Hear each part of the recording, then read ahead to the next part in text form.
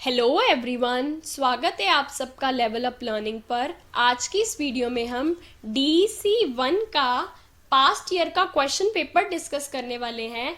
ये question paper बिल्कुल latest वाला जो लास्ट टाइम पेपर हुआ है फरवरी में, उसका क्वेश्चन पेपर हम डिस्कस करेंगे।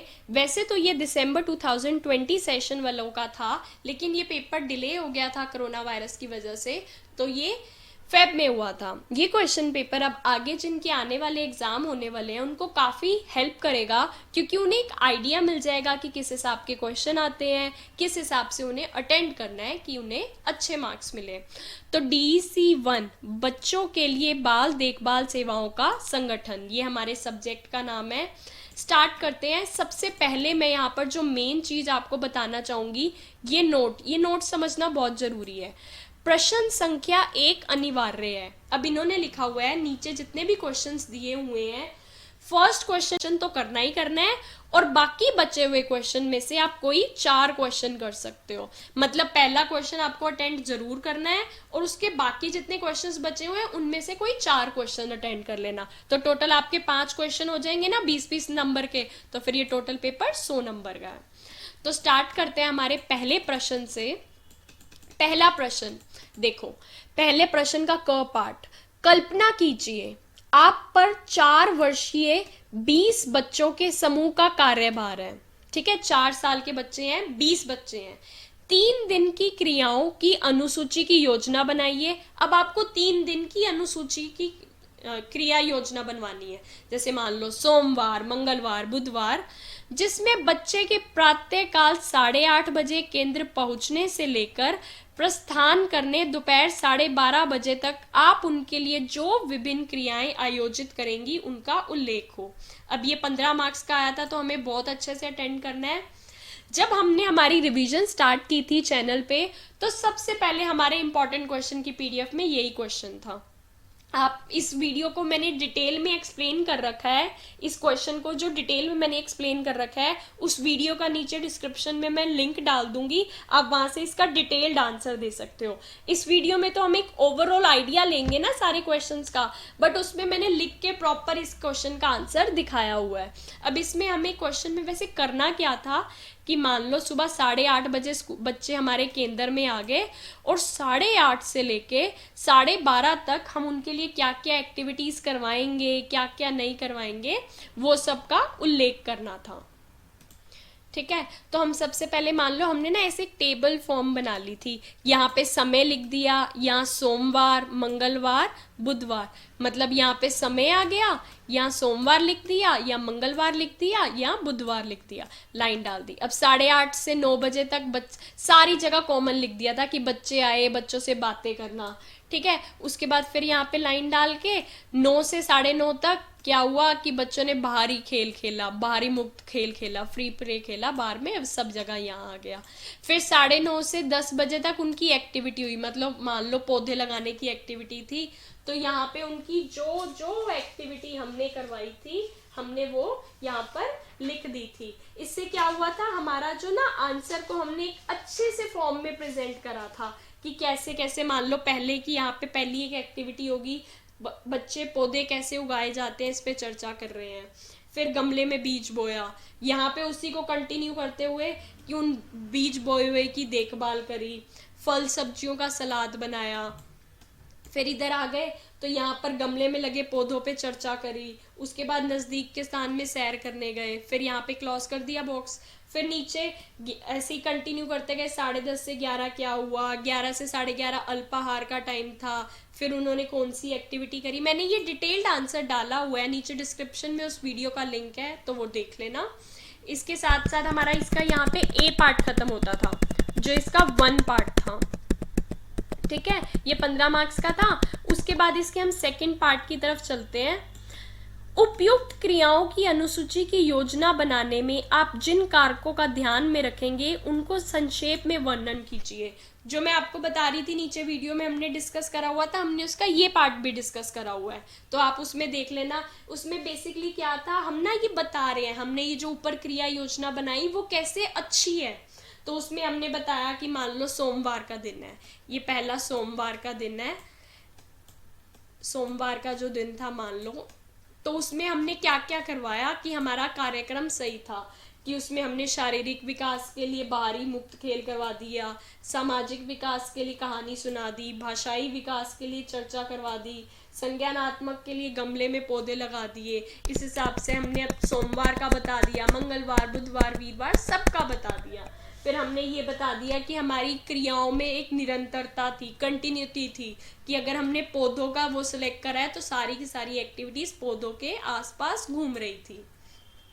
उसके बाद हमने एक बैलेंस बनाया कि बच्चे बाहरी खेल भी खेलें जिनसे उनका शारीरिक विकास हो, और क्लास के अंदर की भी विश्राम वाले भी एक्टिविटीज करते रहे। तो इनमें हमने बैलेंस बनाया है, हमने ये उस आंसर में डिटेल में बता रखा है। ठीक है, एक हमारा क्वेश्चन हो गया 20 नंबर का। उसके बाद बढ़ते हैं दूसरे क्वेश्चन की तरफ। दूसरे क्वेश्चन में क्या था, जीवन के प्रथम 2 वर्षों के दौरान बच्चों की विचार शक्ति की किन्हीं 5 विशेषताओं का वर्णन कीजिए। बच्चों की क्रिया व्यवहार का एक उदाहरण दीजिए जो उस विशेषता को दर्शाता है। अब हमें 5 विचार शक्ति की विशेषताएं बतानी थी विद एग्जाम्पल। अब ये क्या है, अगर इसका आंसर आप देखो ना, आप किस हिसाब से लिख सकते हो, किस हिसाब से फीचर्स लिख सकते हो, तो वो ऐसे है। पहली विशेषता आप मान लो हमने ये ले ली। फर्स्ट विशेषता क्या थी? फर्स्ट विशेषता थी कि बच्चा ना बड़ों की नकल करता है। आप उसके सामने मान लो कंघी कर रहे हो तो वो क्या करेगा, वो भी कंघी पकड़ के ऐसे कंघी करने लग जाएगा। ये क्या कह रहा है, उसकी एक विचार शक्ति की विशेषता ही है ना, कि देखो उसके अंदर भी विचार शक्ति की क्षमता है, वो भी चीजों को समझता है। आप अगर कंघी कर रहे हो तो वो भी आपको देख के ऐसे कंघी की करने की नकल करने लग जाएगा। दिमाग है तभी तो कर पा रहा है ना। तो ये एक विचार शक्ति लिख दी। उसके उदाहरण में ये डाल देना कि कंघी कर रहा है जैसे बच्चा, तो वो भी करने लग जाएगा। दूसरा मान लो गेम्स को याद रखता है। खेलते हो ना आप बच्चे के साथ छुपन छुपाई, जब आप छुपन छुपाई खेलते हो तो उसको पता है अगर उसकी डाइन है तो उसको पूरे घर में ढूंढना है, मम्मी कहाँ छुपी है, पापा कहाँ छुपे हैं। या फिर किसी और की डाइन है तो उसको क्या करना है, पर्दे के पीछे छुप जाना है ताकि कोई उसे ढूंढ ना पाए। ये क्या है, ये उसकी विचार शक्ति तो बता रहा है ना। तो ये हम सेकंड पॉइंट ये लिख देंगे कि वो गेम्स को याद रखता है। उसके उदाहरण में हमने ये डाल दिया हाइड एंड सीक जो खेलते हैं, छुपन छुपाई। तीसरा हम क्या इसमें लिख देंगे, अपने नाम पे ना वो रिएक्ट करता है। मान लो आप बोलोगे राज कहाँ है, राज कहाँ है, बच्चा अगर दूसरे रूम में भी होगा ना तो वो उठ के आ जाएगा वहां पे। क्यों? क्योंकि उसके अंदर दिमाग है, उसको पता है कि हाँ राज मेरा नाम है, अगर ये कुछ कह रहे हैं तो ये मुझे ही कुछ कह रहे होंगे, तो वो यहाँ पे आ जाता है। ये ऐसे तीसरा एग्जाम्पल हो जाएगा। ऐसे ही हमारा अगर चौथा नंबर पे हम जिस चीज़ को देखेंगे, रिकॉग्नाइजिंग, मतलब अपने परिवार वालों को पहचानता है, उसे पता होता है ये मम्मी है ये पापा है, उनको देख के हंसता है, खुश होता है। ये क्यों हो रहा है? इसीलिए तो हो रहा है ना क्योंकि उसके पास दिमाग है, वो चीज़ें समझ पाता है। विचार शक्ति का उदाहरण हो गया, आप लिख देना मम्मी को देखकर हंसता है, पापा को देखकर हंसता है, उदाहरण में आ जाएगा। पांचवा कि वो दूसरों की ना इंस्ट्रक्शंस मानता है। इंस्ट्रक्शंस मानता है, मान लो आप उसको कह रहे हो ताली बजाओ तो वो ऐसे ऐसे ताली बजाने लग जाएगा है, या बैठ जाओ तो वो बैठ जाएगा। ये सब क्या है, विचार शक्ति है उसके अंदर तभी कर पा रहा है ना। तो आप ये 5 चीजें लिख सकते हो। मैंने आपको उनके साथ एग्जाम्पल भी बता दिए। ये हमारा 20 नंबर का एक और क्वेश्चन ये हमने कंप्लीट डिस्कस कर लिया। बढ़ते हैं तीसरे प्रश्न की तरफ। तीसरा प्रश्न क्या था, और विशिष्ट सुझाव बताइए जो आप एक माह के शिशु के माता पिता को उनके बच्चे के जीवन के प्रथम वर्षों के दौरान भाषाई विकास को प्रोत्साहित करने के लिए देंगे। अब क्या कह रहे हैं हम यहाँ पर, एक माह का बच्चा है किसी के घर में, अब आप उसके माता पिता को क्या सुझाव दोगे कि उस बच्चे का भाषाई विकास अच्छा हो। आपको ना बहुत ही स्पेसिफिक सुझाव देने हैं, इसमें 4 ही सुझाव पूछे हैं, 8 नंबर का था ये। तो आप पहला तो सुझाव ये दे सकते हो कि उससे बातें करते रहो। बातें करते रहो मतलब हो सकता है आपको लगे कि क्यों मैं बातें कर रहा हूँ, ये समझ तो रहा नहीं है कुछ, नहीं।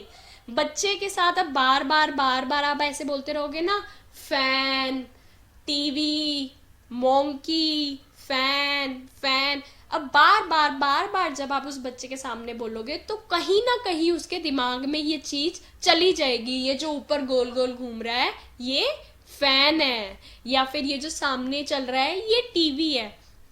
भाषाई विकास होगा ना उसका, क्योंकि अब वो बच्चा छोटा सा तो बच्चा है, वो ज्यादा चीजें तो समझ नहीं सकता।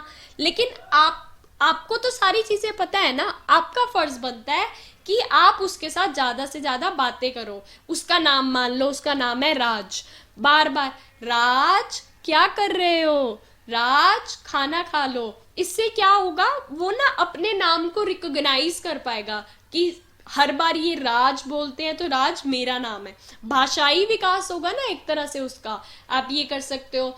दूसरा, आप ना उससे बड़ी सारी बातें पूछ सकते हो कि मतलब आपको कुछ भी चीजें है, छोटा बच्चा है, एक माह का शिशु है, उसको तो अभी कुछ नहीं पता, तो जो करना है आपको करना है, आप उससे बातें करते रहो, गेम्स खिलाते रहो, ऐसी गेम्स जिसमें वो भाषा से नए नए शब्द सीखे। उससे क्या होगा, उसका भाषाई विकास में प्रोत्साहन मिलेगा। छोटा बच्चा है, वो तो अभी कुछ बोल नहीं सकता, लेकिन आपको अपनी तरफ से एफर्ट्स करने हैं। अब इसका ख पार्ट क्या था, ये 12 नंबर का था। एक शालापुर शिक्षिका द्वारा 4 वर्षीय बच्चों के सामाजिक विकास क्या होती है, सोशल डेवलपमेंट में सहायता के लिए आयोजित की जा सकने वाली 3 क्रियाएं को संक्षेप में वर्णन कीजिए। प्रत्येक क्रिया सामाजिक विकास कैसे सहायक होगी। अब आपको यहाँ पे 3 एक्टिविटीज लिखनी है जो बच्चे की सामाजिक विकास में हेल्प करेगी, मतलब सोशल डेवलपमेंट में हेल्प करेगी, और वो कैसे हेल्प करेगी वो भी लिखना है। मैं आपको एक एग्जांपल देती हूँ। मान लो आपने बच्चे के साथ रोल प्ले की एक्टिविटी ऑर्गेनाइज करा दी। अब उसमें बच्चा क्या बन गया, डॉक्टर बन गया। अब वो कह रहा है आपको बुखार है, मैं आपको दवाई दूंगा, ये वाली दवाई लो। अब वो अपने साथ वाले बच्चे से बात कर रहा है, उसको दवाई देने की एक्टिंग कर रहा है। क्या हो रहा है, सामाजिक विकास हो रहा है ना, सोशल डेवलपमेंट हो रहा है। तो आपने रोल प्ले की एक एक्टिविटी कर ली। अब उसका रीजन बताओगे आप कि वो कैसे सामाजिक विकास में सहायक है। तो वो कैसे सहायक है कि बच्चे जब एक दूसरे से बात करेंगे, उसको जैसे उसने डॉक्टर बन के दवाई दी, तो उसका क्या कहते हैं, भाषाई विकास भी होगा, और वो दूसरों से बातचीत करना सीखेगा, जिससे कि उसका सामाजिक विकास होगा। ये एक एक्टिविटी हो गई। दूसरी, मान लो आपने शेयरिंग ऑफ फूड कर लिया कि सब बच्चे मिल बांट के खाना खा रहे हैं। अब एक दूसरे के साथ वो खाना खाएंगे, बातचीत करेंगे, सामाजिक विकास होगा। तीसरी, मान लो उनको आपने कह दिया कि एक दूसरे के साथ ना कोई भी एक्टिविटी करो, मतलब मान लो आप कोई कह रहे हो कैच कैच खेल रहे हो बॉल के साथ, तो एक दूसरे के साथ वो कैच कैच करो। बच्चे ने बॉल फेंकी, उसको पकड़ाई, उसने दूसरे को पकड़ाई, उसने तीसरे को कैच करवाई। इससे क्या हो रहा है, वो एक दूसरे से इंटरैक्ट कर रहे हैं, बातचीत कर रहे हैं, एक दूसरे को बॉल दे रहे हैं, सामाजिक विकास हो रहा है। इन सब के साथ ऐसे ही उनका रीजन लिख देना। ये आपका आंसर कंप्लीट हो जाएगा, बिल्कुल करेक्ट। ऐसे फॉर्म में लिखना कि आप जो भी क्वेश्चन में पूछा है सारी की सारी चीजें लिखो। अगर उन्होंने स्पेशल पूछा हुआ था ना यहाँ पे कि उसके कैसे सहायक होगी, तो सिर्फ एक्टिविटी लिख के छोड़ के नहीं आ जाना, आपको उनका रीजन भी लिखना है कैसे सहायक है। ये हमारे 3 क्वेश्चन हो गए। चौथा क्वेश्चन की तरफ बढ़ते हैं। चौथे क्वेश्चन का क पार्ट, एक शालापुर शिक्षिका ने 3.5 वर्षीय बच्चों के समूह के लिए कुमार की दुकान, पोटर की दुकान होती है ना जहाँ क्ले से वो बना रहे होते हैं, का भ्रमण करने की योजना बनाई है। आपके विचार में ये भ्रमण क्या बच्चों के विकास को बढ़ावा देगा? अपने उत्तर की पुष्टि करते हुए वर्णन कीजिए। अगर अब आपको लगता है कि हाँ ये विकास में बढ़ावा देगा, तो लिखो हाँ विकास में बढ़ावा देगा, और हाँ को सेटिस्फाई करने के लिए अपने सारे के सारे पॉइंट्स नीचे जॉट डाउन करो। अगर आपको लगता है नहीं ये विकास को नहीं बढ़ावा देगा, तो लिखो नहीं, और कैसे नहीं देगा वो सब लिखो। तो मेरे हिसाब से ये विकास को बढ़ावा देगा, तो हम यहाँ पे मतलब नीचे लिख देंगे हाँ या यस। यस नहीं, हिंदी में हम लिखेंगे हाँ ये बढ़ावा देगा। कैसे बढ़ावा देगा? क्योंकि अब बच्चा कुम्हार की दुकान पे जाएगा, उसका क्या क्या डेवलपमेंट होगा वो मैं बताती हूँ। पहला, फिजिकल डेवलपमेंट होगा, मतलब शारीरिक विकास होगा। कुम्हार की दुकान तक सारे के सारे बच्चे जा रहे हैं, चल के जा रहे हैं। मान लो दुकान के लिए कोई सीढ़ी चढ़ा, कोई इधर बैठा उधर बैठा, शरीर का यूज हो रहा है ना, इससे उसका क्या कहते हैं, शारीरिक विकास होगा। दूसरा पॉइंट आप लिख सकते हो सामाजिक विकास होगा। अब वो बच्चे कुम्हार की दुकान पे चले गए, अब वो पूछेंगे अंकल बताओ आपने ये कैसे करा, अंकल ये बताओ कि ये मिट्टी गीली कैसे है, ये क्या है। जब वो बातचीत करेंगे उनका सामाजिक विकास ही तो होगा। अब तीसरा पॉइंट कैसे मान सकते हो, भाषाई विकास होगा। जैसे कि वो क्वेश्चन पूछ रहे हैं अपने कुम्हार से या उसके वहाँ के जो और लोग हैं, बातचीत करेंगे तो भाषाई विकास होगा। ठीक है, अब वो क्या के साथ साथ वो सोशल वैल्यूज सीखेंगे कि सोसाइटी में कैसे बिहेव करना है। कि मान लो ये नहीं है कुम्हार ने कोई चिकनी मिट्टी से कोई अभी घड़ा बना के रखा है, उसको हाथ मार के तोड़ दो, नहीं, वो समझेंगे कि नहीं, हमें ना दूर से ही देखना है, ऐसे पास जाके टच करा तो वो टूट जाएगा, फिर हमें डांट पड़ जाएगी, मैडम भी डांटेगी। तो ये सब चीजें क्या होगा, उनका विकास होगा ना। तो ये 10 मार्क्स में हम इसको ऐसे अच्छे से एक्सप्लेन कर देंगे। इसका दूसरा पार्ट, शालापूर्व बच्चों को अनुशासित करने के संबंध में आप उनके माता पिता को क्या सलाह देंगे। अब डिसिप्लिनिंग टेक्निक्स, हम अपने बच्चों को कैसे अनुशासित कर सकते हैं, बच्चों उनके माता पिता को क्या सलाह दोगे। पहली सलाह आप क्या दे सकते हो कि उनसे प्यार से बर्ताव करो। ये नहीं कि आप उनको बस डांटते जा रहे हो। मान लो किसी बच्चे ने कोई गलती कर दी है, उसे प्यार से समझाओ कि बेटा ऐसे नहीं करते, ये ऐसे करते हैं। या फिर उनको एक ऐसा एटमॉस्फेयर दो, ऐसा उसके अंदर एटमॉस्फेयर दो कि बच्चे खुशी को महसूस करें और सिक्योर फील करें कि हाँ भाई कोई हमारा है ध्यान रखने के लिए। मान लो उसको चोट लग जाती है, वो किसी प्रॉब्लम में आ जाता है, तो आप उसको भरोसा दो कि बेटा कोई बात नहीं, हम आपके साथ हैं, हम आपका ध्यान रखेंगे, कोई दिक्कत नहीं आने देंगे। इसको क्या होगा, एक सेंस ऑफ अटैचमेंट बिल्डअप होगी उसके माइंड में। या फिर जब बच्चा कोई गलत चीज कर रहा है तो उसको अच्छे से समझाओ, या बच्चे ने कोई अच्छी चीज करी है तो उसको प्रेज करो, शाबाश, वेरी गुड। इससे उसके अच्छे व्यवहार को बढ़ावा मिलेगा। इस हिसाब से आप ये आंसर लिख सकते हो। ये हमारा 4th क्वेश्चन हो गया। ठीक है, अब हम बढ़ते हैं 5th क्वेश्चन की ओर। 5th क्वेश्चन भी 2 पार्ट्स में डिवाइडेड था। पहला, यदि आप बच्चों की सृजनात्मक को बढ़ावा देना चाहते हैं तो आप किन पहलुओं को ध्यान में रखेंगे।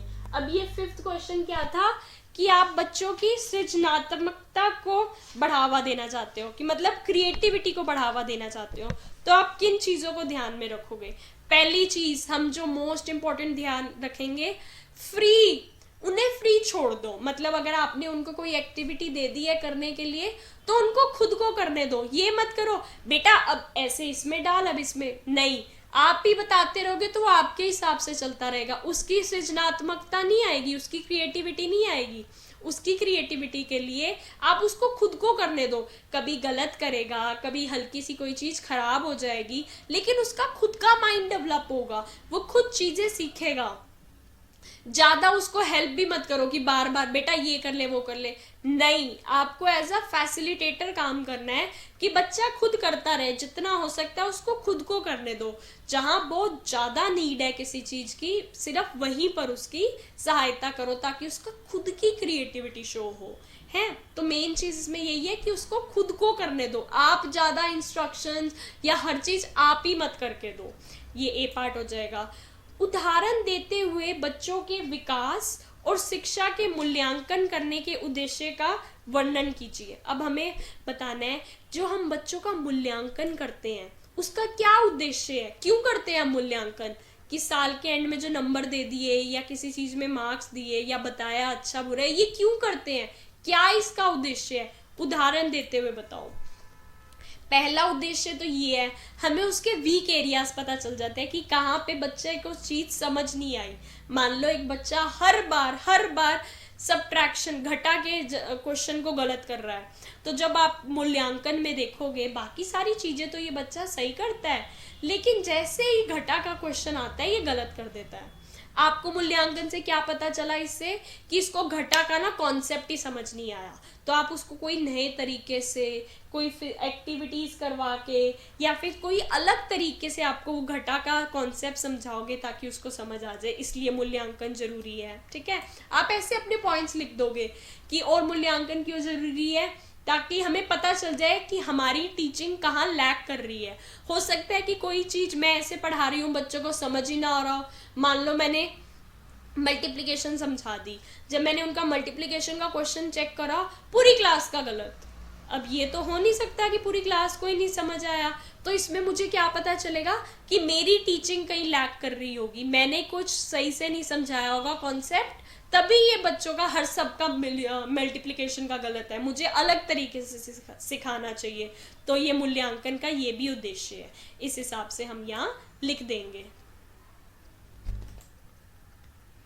अब 6वां प्रश्न देखते हैं।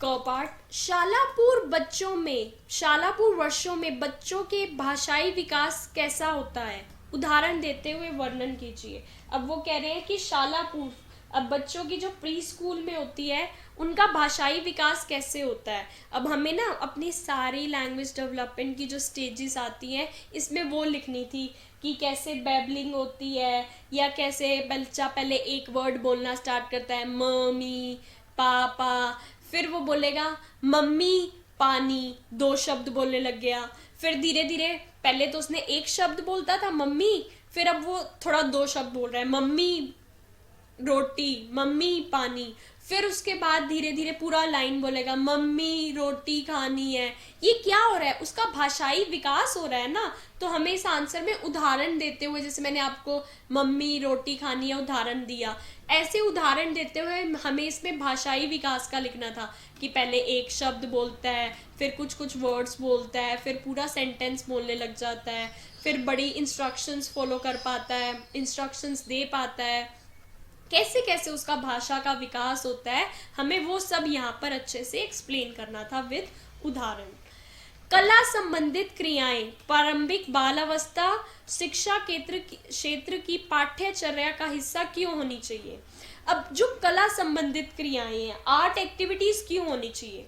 आपको पता है छोटा बच्चा है ना, प्री स्कूल वाला, आप उसको सीधा कोई भी ऐसे लिख के दिखा दोगे, माई सेल्फ करा दोगे, लिखवा के लर्न करवाओगे, कुछ फर्क नहीं पड़ेगा, उसको कुछ याद नहीं रहेगा, कोई ध्यान नहीं रहेगा। क्यों, अभी वो छोटा बच्चा है। आप जितनी उसके साथ कला संबंधित क्रियाएं कराओगे, एक्टिविटीज डालोगे, ड्राइंग्स डालोगे, जितने भी आप ड्राइंग्स डालोगे, तो उससे क्या होगा, बच्चे का ना अटेंशन अट्रैक्ट होगा, वो बच्चे का ध्यान, मान लो ए फॉर एप्पल सिखा रहे हो, आपने साथ में एप्पल ड्रॉ कर दिया कि बच्चे एप्पल कैसा होता है, एप्पल ना ए एस, थोड़ा मतलब एप्पल सही से बना नहीं है वैसे हमारा ये, बट ऐसे होता है कुछ, ए फॉर, आपने ऐसे दिखा दिया कि ए फॉर ऐसे एप्पल होता है, बी फॉर कैसे एक ऐसे हमारा बैट होता है।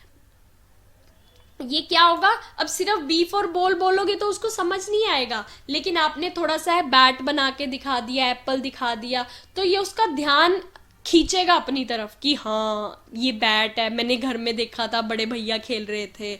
तो ये क्या होता है, आर्ट एक्टिविटीज ना बच्चों की एक तो जो ग्रेस्पिंग पावर है वो अच्छा करती है, बच्चों का ध्यान भटकता नहीं है, और उससे क्या होता है, बच्चे उसको ज्यादा लंबे समय तक याद रखते हैं। तो इसलिए कला संबंधित क्रियाएं होनी जरूरी है बच्चों की पाठ्यक्रम में, तो बिल्कुल। 6वां क्वेश्चन। अब 7वां क्वेश्चन, हमें तो इसमें से टोटल 5 क्वेश्चन करने थे, लेकिन क्योंकि मैं आपको ये समझा रही हूँ तो मैंने यहाँ पे आपको सारे के सारे क्वेश्चन के आंसर बता दिए। पहला, विकास की निर्णायक अवधियां। निर्णायक अवधियां क्या होता है, मतलब क्रिटिकल पीरियड्स, कि अब इसमें हमें वैसे तो कोई 2 लिखने थे, लेकिन मैं आपको चारों बताती हूँ।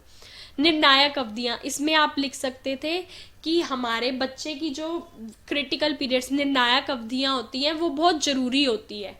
कि मान लो बच्चे के स्टार्टिंग के ईयर्स में उसको अगर अच्छा इन्वायरमेंट मिल गया तो उसकी डेवलपमेंट अच्छी होगी। अगर स्टार्टिंग में ही उसको अच्छा इन्वायरमेंट नहीं मिला तो आगे जाने वाली आगे की उसकी सारी डेवलपमेंट पे उसका कुछ ना कुछ इम्पैक्ट पड़ेगा। जैसे हम कहते हैं ना, हमें अपनी नींव पक्की रखनी चाहिए, ये वही चीज़ है कि ये नींव का इनिशियल टाइम है, स्टार्टिंग के वर्ष है। अगर आपने अच्छी बच्चे की नींव रखी, प्यार दिया, अच्छे से उसका ध्यान रखा, सारी एक्टिविटीज़ करवाई, उसकी ज़रूरतें पूरी करी, तो उसकी डेवलपमेंट अच्छी होगी, अच्छी नींव पर अच्छे विकास होगा, सारी चीज़ें वो आगे जाके अच्छे से समझ पाएगा। आप ये सब इसमें बता सकते थे।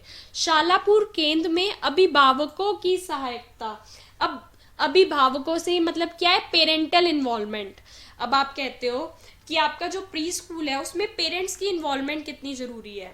मान लो आप ना कोई डॉक्टर का कोई कॉन्सेप्ट बता रहे हो, किसी एक बच्चे के पापा डॉक्टर हैं, आप उसको बुला लो, आप वो आपके सामने खड़ा होके वो टॉपिक अच्छे से समझा देगा। क्या हो गया, आप रियल लाइफ एक्सपीरियंस को अपनी क्लास में ले आए। एक चीज आप बता रहे हो कि फीवर हो तो ऐसा करना है ऐसा करना है, लेकिन जब डॉक्टर खुद बताएगा अपने रियल लाइफ एक्सपीरियंसेस को लेकर, तो बच्चों का ना बहुत अच्छा उसमें डेवलपमेंट होगी, अच्छे से समझेंगे।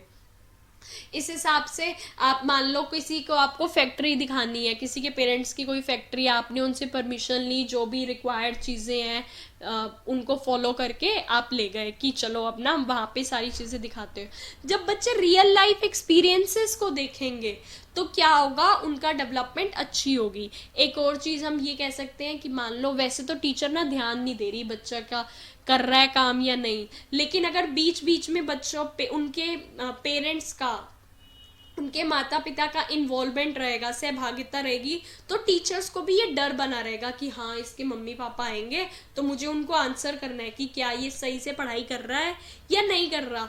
तो उसके मन में भी एक चीज़ रहेगी, एक डर रहेगा कि हाँ मुझे उसके मम्मी पापा को आंसर करना है तो मैं अच्छे से पढ़ाऊँ। हम ये सब पॉइंट्स इसमें लिख सकते थे। प्रथम 3 वर्षों में स्थूल क्रियात्मक विकास। अब पहले 3 इयर्स का स्थूल क्रियात्मक विकास, स्थूल क्रियात्मक विकास बेसिकली होता है ग्रोस मोटर डेवलपमेंट। हमारी बड़ी मांसपेशियां कैसे हो सकती हैं कि मान लो आपने उनके साथ कोई भागने की एक्टिविटी करा दी, आपने उनको कहा कि ये हाथ में पकड़, फ्लावर पकड़ और वहां सामने वाली डंडी को हाथ लगा के वापिस आ, क्या है उसकी बड़ी मांसपेशियां बड़ी हो रही है ना। तो बेसिकली हम इस आंसर में ये लिख सकते थे कि जो बच्चे के पहले 3-4 वर्ष होते हैं वो बच्चे के स्थूल क्रियात्मक विकास के लिए बहुत ज़रूरी होते हैं। क्योंकि आप देखोगे ना, एक पहले तो छोटा बच्चा बोर्न हुआ छोटा सा है, लेकिन आप थोड़े टाइम बाद देखोगे अरे ये तो इतना बड़ा हो गया, ये तो अब तो बड़ी सारी चीज़ें करने लग गया। क्यों? क्योंकि स्टार्टिंग के ईयर्स में उनका स्थूल क्रियात्मक विकास बहुत जल्दी होता है और वो बहुत इम्पॉर्टेंट होता है। आप इस आंसर में ये लिख सकते थे। फिर 13 से 36 माह के दौरान सब संकल्पना का विकास, इसका प्रॉपर आंसर भी नीचे मैं वीडियो के डिस्क्रिप्शन में डाल दूंगी, बाकी हम आने वाली वीडियोस में भी डिस्कस करेंगे। ये बेसिकली है सेल्फ कॉन्सेप्ट। अब मैं हूँ, अगर मैं सोचती हूँ कि हाँ मैं अच्छी बच्ची हूँ, मैं अच्छे से पढ़ाई करूँगी तो मैं अच्छे नंबर ले आऊँगी, तो ये क्या होगा, मेरे अंदर एक पॉजिटिव अच्छा सब संकल्पना बनेगी कि अपने आप को मेरी लेकर जो भावना है वो अच्छी है। तो जब 13 से 36 माह तक का बच्चा होता है, ये छोटा होता है, तो ये क्या कहते हैं ना, अगर इससे पूछे बेटा तू कौन है, तो ऐसे बता देगा मेरा नाम, मान लो मेरा नाम बारबी है, मैं 5वीं कक्षा में पढ़ता हूँ। 13 से 36 माह का बच्चा तो कहीं स्कूल में पढ़ता नहीं होगा, मैं तो बस एक एग्जाम्पल ले रही हूँ। या मेरे बाल काले हैं, मेरी आंखें काली हैं, मेरे पास 2 हाथ हैं। अब उस बच्चे को अपने बारे में जो पता होगा ना वो उसको बता देगा। 13 से 36 माह का बच्चा तो छोटा होता है, अभी थोड़ा थोड़ा ही बोल पाता है, तो वो जो भी उसको थोड़ी बहुत छोटी मोटी बात अपने बारे में पता होगी वो बता देगा। लेकिन यहाँ पर जो मेन चीज़ इम्पॉर्टेंट है, वो इम्पॉर्टेंट चीज़ ये है कि हमें उसको पॉजिटिव एक्सपीरियंसेस देने हैं कि अगर वो कोई गलती कर रहा है तो हम उसको प्यार से समझा दें कि बेटा ऐसे नहीं करना। अगर वो कुछ अच्छा कर रहा है तो उसको शाबाशी दें, शाबाश तुम तो बहुत अच्छे से ये काम कर रहे हो, ऐसे ही करा करो। क्या होगा इससे? इससे उसको अपने आप को जो लेकर भावना है वो अच्छी विकसित होगी। वही है, जैसी नींव रखेंगे आगे जाके वही होगा, अच्छी नींव रखेंगे तो अच्छा होगा। ये इसके साथ साथ हमने अपना DEC 1 का जो लेटेस्ट क्वेश्चन पेपर पहले आया था फरवरी में, वो डिस्कस कर लिया है सारे प्रश्नों के साथ। सारे प्रश्नों का हमने एक ओवरव्यू ले लिया है। आगे आने वाली वीडियोस पे हम और भी इम्पॉर्टेंट क्वेश्चन आंसर्स डिस्कस करेंगे जिनके कि पेपर में आने के चांसेस हैं, और जो हमारे बड़े बड़े कॉन्सेप्ट्स हैं, जो टॉपिक्स हैं, उनको कवर करते हैं। आई होप आपको ये वीडियो अच्छी लगी होगी। नीचे कमेंट करके बताना अगर आप DC ऐसे ही 2 और 3 के भी क्वेश्चन देखना चाहते हो या नहीं। Thank you so much for watching.